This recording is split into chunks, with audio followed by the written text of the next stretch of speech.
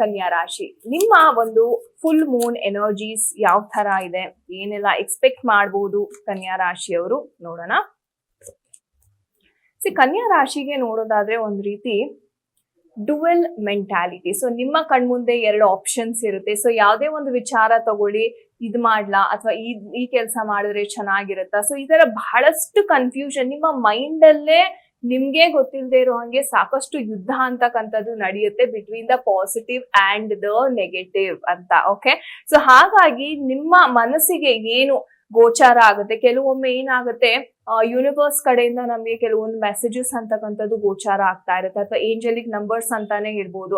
So ನೀವೇನೋ ಒಂದು ಮನ್ಸಲ್ಲಿ ಅನ್ಕೊಂಡಿರ್ತೀರಾ, ತಕ್ಷಣ ನಿಮ್ಗೆ ಏಂಜಲ್ ನಂಬರ್ಸ್ 111, 222 ಅಂತಕ್ಕಂಥದ್ದು ಕಾಣಿಸ್ತಾ ಇರುತ್ತೆ. ಸೊ ಅವಾಗ ಅನ್ಕೊಳ್ಳಿ, ಎಸ್ ನಾನು ಕರೆಕ್ಟ್ ಆದ ಒಂದು ದಾರಿನಲ್ಲಿ ಹೋಗ್ತಾ ಇದ್ದೀನಿ. ಓಕೆ, ಅಂಡ್ ಎಮೋಷನಲಿ ಸ್ವಲ್ಪ ನೀವು ತುಂಬಾನೇ ರಿಚ್ ಆಗಿರ್ತೀರಾ ಅಂತ ಹೇಳ್ಬೋದಂದ್ರೆ ನಿಮ್ಮ ಮನಸ್ಸಿನ ಮಾತು ಕೇಳೋದು ಜಾಸ್ತಿ, ಯಾಕಂದ್ರೆ ಫುಲ್ ಮೂನ್ ಎನರ್ಜೀಸೇ ಆ ತರ ಇರುತ್ತೆ.